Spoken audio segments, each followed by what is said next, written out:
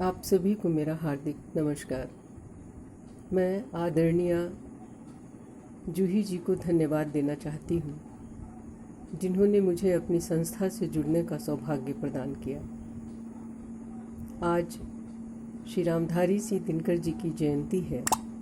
इसी पावन उपलक्ष्य में मैं उनके कुछ विचारों के साथ आपके समक्ष उपस्थित हूँ। दिनकर जी को हम राष्ट्र कवि के रूप में जानते हैं।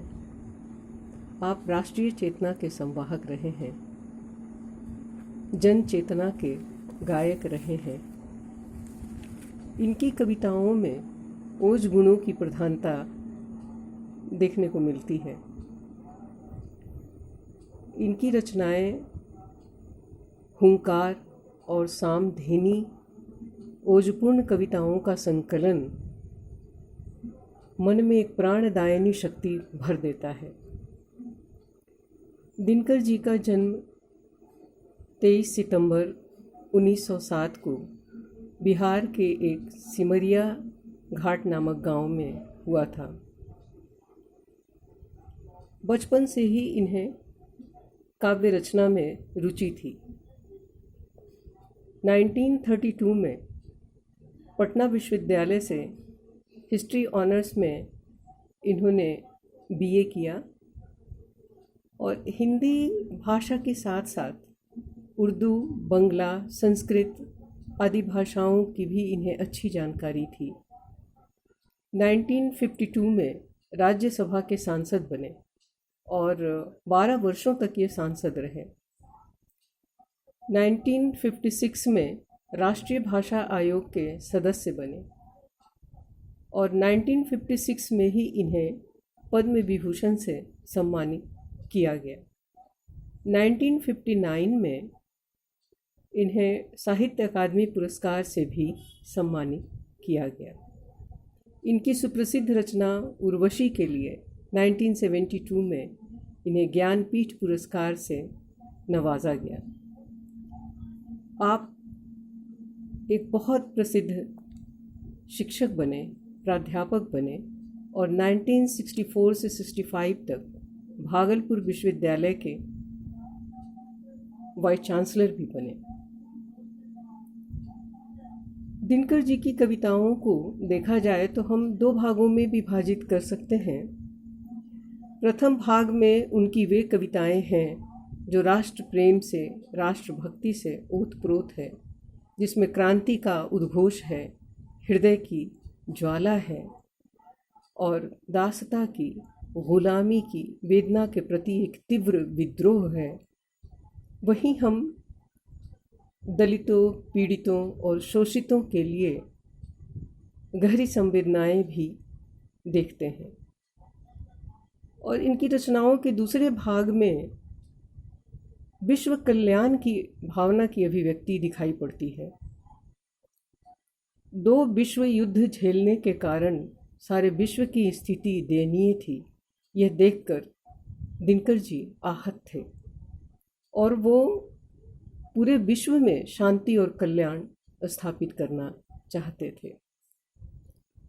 उनकी ओजपूर्ण कविताओं से, राष्ट्र प्रेम से भरी कविताओं से प्रेरित होकर 1974 में लोकनायक जयप्रकाश नारायण ने तात्कालिक सरकार के प्रति विद्रोह का शंखनाद छात्र आंदोलन के रूप में दिनकर जी की एक पंक्ति से ही किया था। सिंहासन खाली करो कि जनता आती है। दिनकर जी ने जयप्रकाश नारायण पे भी कुछ रचनाएं की हैं। वो लिखते हैं, कहते हैं जयप्रकाश उसे जो नहीं मरण से डरता है, ज्वाला को बुझते देख कुंड में स्वयं कूद जो पड़ता है। आगे वो लिखते हैं कि है जयप्रकाश वह नाम जिसे इतिहास समादर देता है। वह जयप्रकाश है नाम जिसे इतिहास समादर देता है, जिसके पद चिन्हों को आगे बढ़कर उर पर अंकित कर लेता है। दिनकर जी अपने देश पे प्राण न्यौछावर करने वाले शहीदों को नमन करते हुए लिखते हैं, कलम आज उनकी जय बोल। जला अस्थियां बारी बारी, चिटकाई जिनमें चिंगारी। जला अस्थियां बारी बारी, चिटकाई जिनमें चिंगारी। जो चढ़ गए पुण्य वेदी पर, लिए बिना गर्दन का मोल। कलम आज उनकी जय बोल, कलम आज उनकी जय बोल। दिनकर जी के मन में कृषकों के प्रति भी गहरी संवेदना थी, गहरी सहानुभूति थी। वो देखते थे कि हमारे कृषक दिन रात खेतों में काम करते हैं, लेकिन उन्हें भरपेट भोजन भी नसीब नहीं होता है। वो कहते हैं कि जेठ हो या पूस, हमारे कृषकों को आराम नहीं।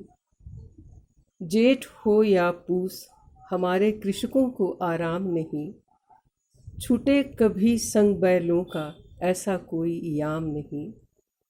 मुख में जीभ शक्ति भुजा में, जीवन में सुख का नाम नहीं। वसन कहाँ, वसन कहाँ, सूखी रोटी भी मिलती दोनों शाम नहीं। इस तरह कृषकों के प्रति उनकी गहरी संवेदना रहती है, दिखाई पड़ती है।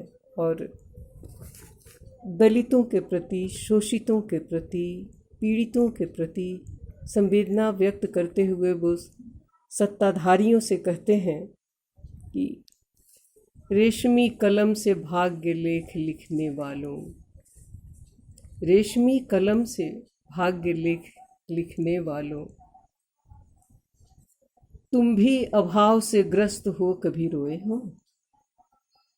रेशमी कलम से भाग्य लेख लिखने वालों, तुम भी अभाव से ग्रस्त कभी रोए हो। बीमार किसी बच्चे की दवा जुटाने को, क्या तुम भी घर पर पेट बांध कर सोए हो।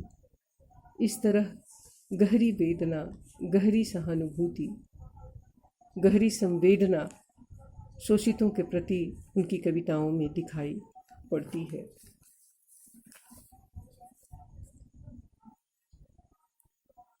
वैसे तो देखा जाए तो वो मुख्य रूप से कवि थे, लेकिन गद्य विधा में भी इनकी पकड़ बेहद मजबूत थी।